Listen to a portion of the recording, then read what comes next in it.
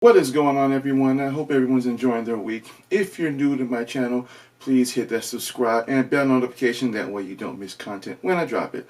So today I'm going to be talking about my brand new camera. This is the Panasonic G85. This is going to be replacing my current camera, which I'm filming on, the G7 from Panasonic. Both Panasonic cameras. Now, the reason why I am upgrading from the G7 to the G85 and why I'm sticking with Panasonic is because price-wise, I love the Panasonics. The lineups, just what you can get, and the quality that you can get in that name brand. I think that Panasonics are really underrated, considering that where they kind of sit in the camera world, especially when it comes to the budget. When it comes to the budget lineup of cameras, obviously you have your Canons, your Sonys, and your Nikons. And really, when you think about it, Sony, I don't really consider them budget because they don't really have any cameras in the $500 range at all. And then when it comes to Canon, they do have some pretty good budget range ones. They have the T6, T6i, T7, T7i. But when it comes in terms of everything else and features, I think Panasonic, bar none, has the best $500 vlogging camera that I've seen. And what I mean by that is that the G7 has everything that you'd want in a camera at that price range. One, it does 4K, 30 frames, as well as 1080, 60, 30, I believe 120. It also has something that most cameras, in fact, no camera that I've seen in the $500 price range that has this feature, and that is the articulating screen. And it matters, and when you're doing your vloggings, if you're doing whether it's self-portraits with families, or if you want to do some scenic backgrounds, it's easier to manage your screen when you're actually able to see what you look like when you're in focus, if the white balance is out, or if it's too high, or if the exposure is. You can do whatever you want when it comes in terms of changing the way of your picture when you're doing whatever you need to do with that. And again, I could not find that in any camera at that price range. So if you want to know a little bit more about the G7, I will drop a link in the description below on the unboxings and the review that I did on that. But for now, we're actually going to be talking about its replacement, the G85. Now, this is about $200 more than the G7 because this has more features than the G7. Obviously, it's going to have the articulating screen. It obviously does the 4K. It has the wonderful grip. It's a little slightly heavy. I think it's due to the fact that it has a bigger lens, and it has what is known as dual IBIS. So what does that mean? Basically, that means that the camera, as well as the lens, has stabilizers. In the G7, it has what is known as iOS, which is Inline Optical Stabilization, which means that only the lens itself is stabilized and not the body. But in the G85, you have it not only in the lens but in the body as well. It's known as the 5-axis gimbal. I believe it's what it's called, some term like that, but it is a 5-axis gimbal lens. So basically, or I'm sorry, should I say lens? So basically what that means is that no matter when you move it, and this is weird because when I first opened it up, when you tilt it to the side, you can feel the lens kind of moving back and forth. That's basically gives it more of a stabilized look, so when you're walking around, the video isn't as shaky as it would be with a camera without the stabilization.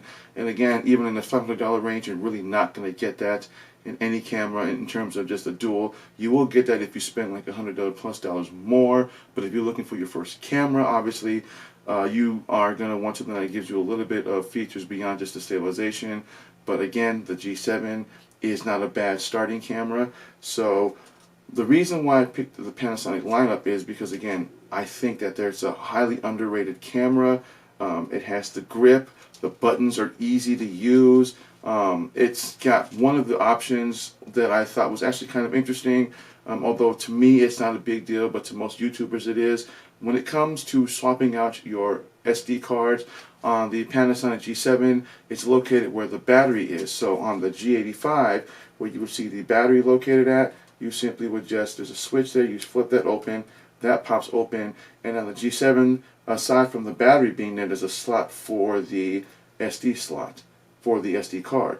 But on the G85, as you can see, it's just more space for the battery, and you simply just close that up. And on the, I believe it's the right side, you simply just pop that open, push this out,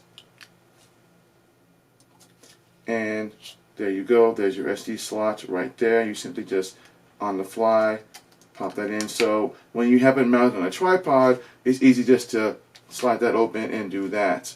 Basically, kind of like that. For me, either way is fine for me. I can do it whether the SD card is on the bottom or on the side. On the G7, the cool thing about it is that your battery's actually a little bit over to the side of the tripod. So this is where your tripod mount would be. The battery cover's on this side, so it's not that much hard to actually just pop it open, push it in, pull it out. Some people don't like to do that because obviously if you have it in a spot where you have it on a tripod, you have the mistake of accidentally dropping it, then you lose your SD card. Or when you're changing out your battery, you could drop the battery. Some people, don't like that. Me, it's fine either or. But in terms of just functionality, it's actually pretty cool. Right now I have the G7 in auto track mode, or basically I have it in auto intelligent mode, which basically means that the camera is taking care of all the exposures, the ISO and the white balance all on its own without me needing to go and do it and changing it myself. I would recommend it if you have never used a camera ever, and by that I mean whether it's a point and shoot, a DSLR, mirrorless, and you're not really familiar with what white balance, ISO, shutter speed, aperture, and all that. I would just keep it in the intelligent mode and where it takes care of all that. But if you feel like you want to learn all that, then I recommend at least watching some videos on how to learn what manual mode is. That way, later on down the road, when you are out in the middle of somewhere and you want to do some great photos or some videos, you'll know how to swap out that ISO or that shutter speed or to get that great color and balance that you want. Now, in terms of how the video looks on this, I have not yet actually had a chance to actually use it yet. I've only had it for about a week and a couple of days. So what we're going to do is we're going to switch from the G7 and we're going to switch to the G85, and I'm going to show you what the video and audio quality is going to sound like on the two. As you can see right now, I'm using the audio straight from the G7, so we're going to switch to the G85 and we're going to switch to that now. Now we're on my G85. As you can see, obviously the color is different and the background is a little bit better looking on the G85 than it is on the G7, obviously because the lens is a much better lens than the G7. But as you can see, audio quality wise, I don't know what it's going to sound like until I actually get the video up and uploaded. But in terms of just video, obviously you can tell that the video quality on the G85 is better than the G7. That's not saying that the G7 is a bad camera. It's just as you buy into a certain line, you tend to want to progress up from that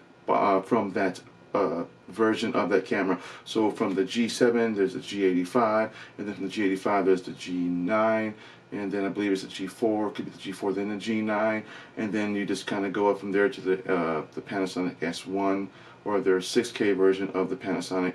But in terms of from the G7 to the G85, it is a huge improvement. And again, I'm also using the auto intelligent mode, so with all the face tracking and everything is being done automatically. So when I move, it moves with me. It's always constantly keeping me in focus. That's another thing that I love about it.